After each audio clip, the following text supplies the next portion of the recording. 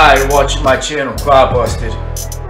Hey guys, here my shop gets worked on an aggravated assault. Didn't really get too much done this week. I was hoping to have this truck running, but I was so busy at my shop all week, and I had a guy who was out all week, been calling out, so didn't really get as much time as I would have liked to work on the truck. But let me show you what I've got done so far. So if you take a look right here, I built one header, and this header is stainless steel, came as a kit.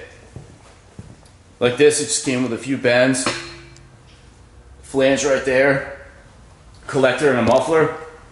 So I have to finish a couple welds. I'll also have to build the other side header, but I'm making a jig because a couple of my friends who have trucks want me to build them headers just like these. So what I'm doing is I'm building a jig so I can easily recreate these headers. So that's pretty cool. They're 2.5 inch primaries, 4.5 collector. So that's like size perfect so it doesn't choke up the motor. So I just got to finish the other header and also finish a little bit of the fuel system. Let me show you what I got there. So what I'm running is an Enderley bird catcher. It's mechanical fuel injection, and there's a couple different ways you could go for fuel injection on a monster truck. A lot of guys are moving towards EFI, like a Holley EFI setup. So it took me a while to decide if I should go with the good old-fashioned tried and true Enderley mechanical injection or the newer style Holley EFI. And they're a little similar in that they both use a mechanical pump, which is driven off the camshaft right here. So you can see you got the pump, and your lines go right up to this piece called the barrel valve. So I decided to go with the Enderley because I know a couple people who run the Holley, and they've said that they go through like O2 sensors often, and sometimes they have ECU issues. So I just want something reliable because this truck isn't going to be used every weekend. So it might get, might sit around for a while. I just don't want any problems. I'll take reliability over the slight advantage of EFI. And so I just have to run a few more lines. One going to the fuel cell and a couple of returns and a fuel filter, and I finally got all that stuff in. And then one other thing I have to do is, if you take a look right here under this tape, there's a little hole, it's threaded. What that's for is I plug off this fitting right here and run a line from here to there, spray the alcohol in there. What that does is that cools the rotors. So that's pretty cool that Littlefield does that. Some others probably do too. So that's pretty much it before I get this running. Finish the header, finish the fuel system. Right here I have a couple, my 100 gallons of methanol. So this thing's ready to run. So now I'll show you the other project I've been working on. I finally finished all the axles and the chassis setup for the Clodbuster. Well, the chassis is not done yet, but I got the lower cradle, which is this piece made. I made that out of aluminum. It's all TIG welded, and if you take a look, that's a pretty thick material, and the reason I did that was not for strength, but it's actually to add weight to that part of the chassis to make it more stable, to offset the weight of the shock towers. I'll show you those in a second. But if you take a look at the axles, they look all stock. I painted the aluminum tubes black, had the brushless motors in there, and this is the steering setup.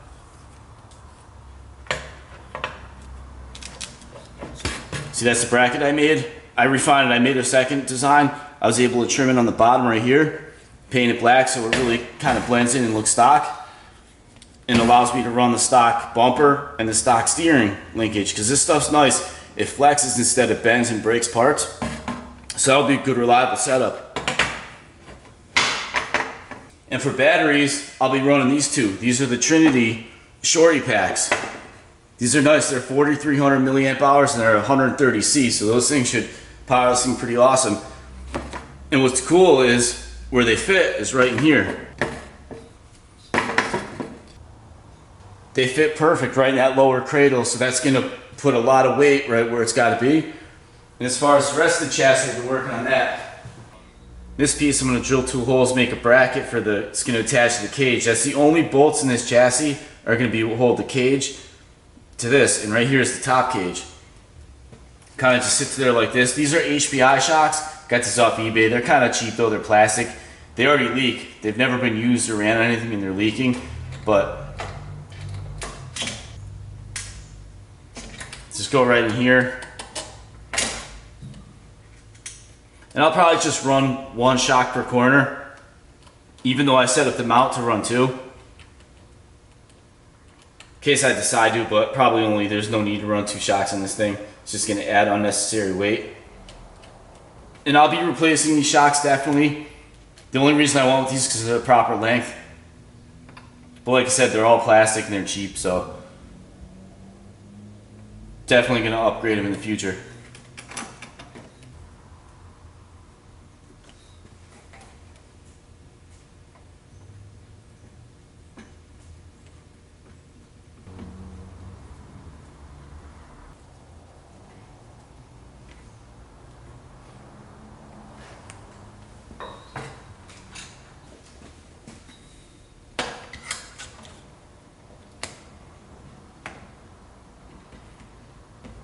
So that's pretty much how that'll sit. Maybe sit a little bit lower like that, just enough for them to sneak these batteries out.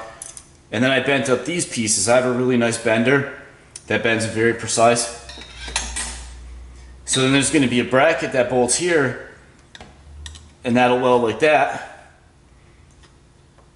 And that'll go right there and like that. So there'll be just enough room to get those batteries out. Then there's going to be a couple crossbars going from there to there and there to there. So this thing's going to be strong, light, very rigid, and easy to fix should it ever bend.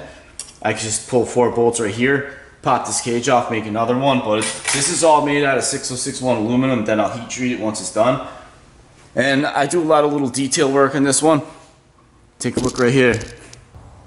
If you look at the ends of the chassis right here, they're to a point. So what I did was, before I bent these rails up, I put them in the lathe and I turned the ends to sharp points.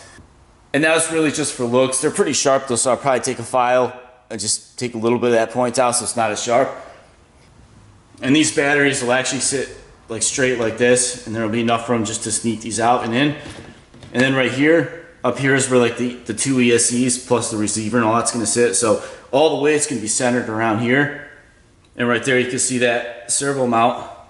And all the stock suspension will bolt to this lower cradle. The only thing is right here there's not enough room for that anti-rotation bracket. So I think what I'm going to start doing is machining the anti-rotation bracket mount, like a screw on this. Because check this out. So also, this is all welded together, but I might start machining this out of block because I just picked up a new mill. I'll show it to you real quick. So before I show you the new mill, I'll show you the old one first. Let me just get this tire out of the way.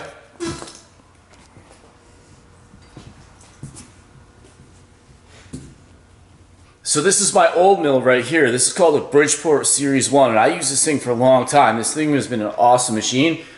I paid $500 for this. So it's called the Bridgeport because they're manufactured in Bridgeport, Connecticut. And I live in Connecticut, so there's a ton of these machines around here. They made a lot of these. Bridgeport came out in I think like 1936, but their first machine was sold in 37, something like that. So this is called the Series 1. And this motor just stopped working. And I thought this thing was like 70s or 80s. And that's like year of manufacturing, like 1970 or 1970, 80s. I was a little off. So what happened when I was trying to see what was wrong with it, because this motor, after running for a while, the motor would get hot and it would slow down. So I pulled the switch apart, see if it was a wiring issue. Inside that switch was a date of August 1941. So I was like, wow, this is way older than I thought. But that could just be the electronics. That doesn't mean the machine was. So I don't remember where it was, but somewhere around here there's a serial number. I found it and I looked it up, and sure enough, it was 1941.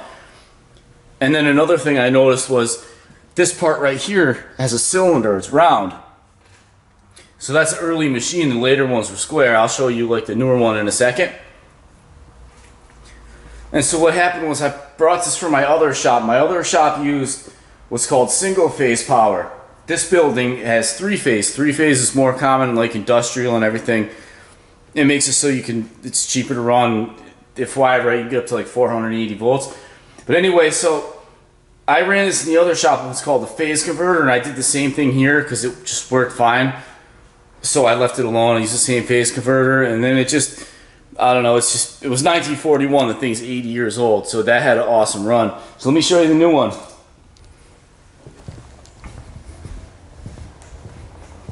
So this is the new one right here.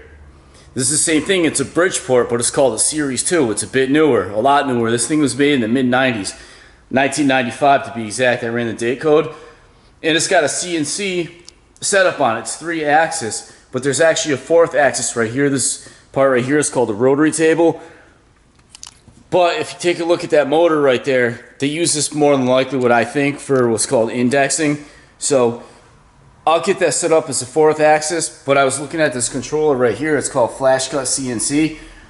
And in the back, it's wired for a 3-axis, and the 4th axis is blocked off, so I don't even know if I can enable a 4th axis with that controller. I'm not too familiar with Flash Cut. I'll have to do some research, play around with this thing. And I've already upgraded a little bit. Like, it had a touchscreen monitor, but it was kind of like not the greatest one, so I just put that Dell on there. And then this piece right here is broken. Got damaged during transport. I wasn't too happy about that. But this is called the Quill Drive. It operates the Z-axis. Z-axis is what brings us up, and then there's like X and Y. So I got the new parts coming to repair this, and there's actually an upgraded version of this, so that's cool. And it's funny because when I took some CNC classes in high school, this is the same kind of machine that I learned on. And I was going to buy a newer machine like a Haas VF2SS, but that's great for production work, but mostly what I do is like onesie-twosies, like meaning like a few of these, a little bit of this, a little of that, not making the same part over and over and over again. So it really wouldn't make sense for me to spend that much money on a brand new CNC machine. So instead, that's why I bought that Piranha Iron Worker right there, and then I figured I'd find a good used CNC. So that's what I did. So I've been playing around with the Flash Cut software, just learning that. And I'll do some more videos if you guys want to see anything more of this, but it's definitely fun. I always liked and enjoyed the CNC, working and running programs, doing CAD drawings, stuff like that. Just something's fun for me. It's kind of like a hobby, and I can make some cool Clodbuster parts, and parts for the monster truck too. So anyway, that's about it for now. Take care. Thanks for watching. Like and subscribe. I'll see you next time. Hit the bell.